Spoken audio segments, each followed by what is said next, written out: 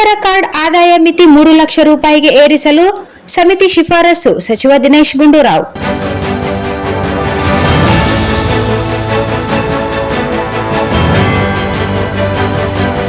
ಪಡಿತರ ಕಾರ್ಡ್ ಆದಾಯ ಮಿತಿಯನ್ನು ಪರಿಷ್ಕರಿಸುವ ಅಗತ್ಯ ಇದ್ದು, ಈ ಬಗ್ಗೆ ಆಹಾರ ಇಲಾಖೆ ಗಮನ ಹರಿಸಲಿದೆ ಎಂದು ಸಚಿವ ದಿನೇಶ್ ಗುಂಡೂರಾವ್ ತಿಳಿಸಿದರು.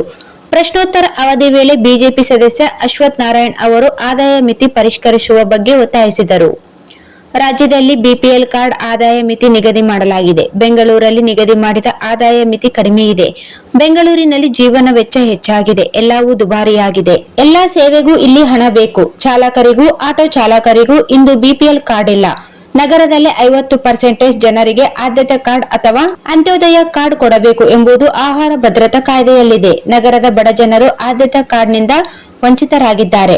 ಆಹಾರ ಭದ್ರತಾ ಕಾಯ್ದೆ ಅನುಸಾರ ನಗರ ಪ್ರದೇಶದಲ್ಲಿ 50%, ಗ್ರಾಮೀಣ ಭಾಗದಲ್ಲಿ 75% ಜನರಿಗೆ ಆದ್ಯತಾ ಪಡಿತರ ಚೀಟಿ ನೀಡಬೇಕು. ಆದರೆ ಸರ್ಕಾರ ಇದನ್ನು ಪಾಲಿಸುತ್ತಿಲ್ಲ. ಅಂಗವಿಕಲರು, ವಿಧವೆಯರು, ವಯೋವೃದ್ಧರಿಗೆ ವೃತ್ತಿ ಆಧಾರಿತವಾಗಿ ಆದ್ಯತಾ ಪಡಿತರ ಚೀಟಿ ನೀಡಬೇಕು. ಸರ್ಕಾರ ಇದ್ಯಾವುದನ್ನು ಪಾಲಿಸಿಲ್ಲ ಎಂದು ಅಶ್ವಥ್ ನಾರಾಯಣ್ ಆರೋಪಿಸಿದರು. ಆದಾಯ ಮಿತಿ 3 ಲಕ್ಷ ರೂಪಾಯಿಗೆ ಏರಿಸಲು ಶಿಫಾರಸು. ಆಹಾರ ಸಚಿವರ ಪರವಾಗಿ ಉತ್ತರಿಸಿದ ಸಚಿವ ದಿನೇಶ್ ಗುಂಡೂರಾವ್, ಆದಾಯ ಮಿತಿ 2017ರಿಂದ 1.20 ಲಕ್ಷ ರೂಪಾಯಿ ನಿಗದಿ ಮಾಡಲಾಗಿದೆ. ಆ ಮಿತಿ ಕಡಿಮೆ ಇದೆ. 9 ವರ್ಷಗಳಿಗೆ ಆದಾಯ ಮಿತಿ ಪರಿಷ್ಕರಣೆ ಮಾಡಿಲ್ಲ. ಆದಾಯ ಮಿತಿ ಪರಿಷ್ಕರಣೆ ಮಾಡುವ ಅಗತ್ಯ ಇದೆ. ಅದರ ಪುನರ್ ಪರಿಶೀಲನೆ ಆಗಬೇಕು. ಆರ್.ವಿ. ದೇಶಪಾಂಡೆ ಅಧ್ಯಕ್ಷತೆಯ ಆಡಳಿತ ಸುಧಾರಣಾ ಆಯೋಗದವರು ಆದಾಯ ಮಿತಿಯನ್ನು 3 ಲಕ್ಷ ರೂಪಾಯಿಗೆ ಕೊಂಡೊಯ್ಯುವಂತೆ ಶಿಫಾರಸು ಮಾಡಿದ್ದಾರೆ.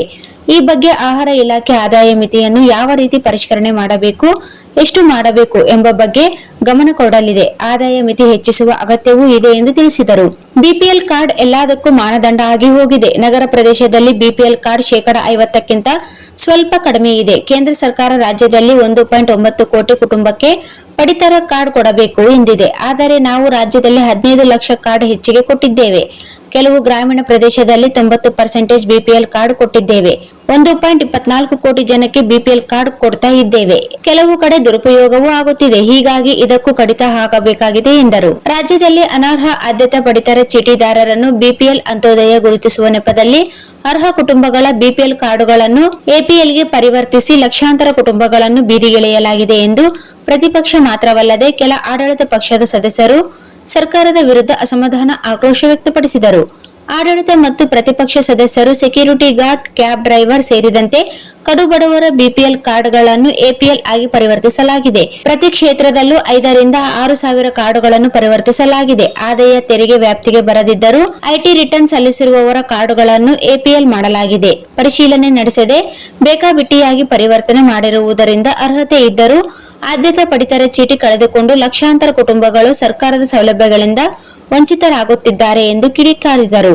ಎಪಿಎಲ್ಗೆ ಪರಿವರ್ತಿಸಿರುವ ಕಾರ್ಡುಗಳನ್ನು ಕೂಡಲೇ ಬಿಪಿಎಲ್ಗೆ ಮರು ಪರಿವರ್ತಿಸಿ ಬಡ ಕುಟುಂಬಗಳಿಗೆ ನ್ಯಾಯ ಒದಗಿಸಬೇಕು. ಸರ್ಕಾರ ಬೇಕಿದ್ದರೆ ಪ್ರತಿ ಕುಟುಂಬದ ಪರಿಶೀಲನೆ ನಡೆಸಿ ನಂತರ ಪರಿವರ್ತನೆ ಮಾಡಲಿ ಎಂದು ಆಗ್ರಹಿಸಿದರು.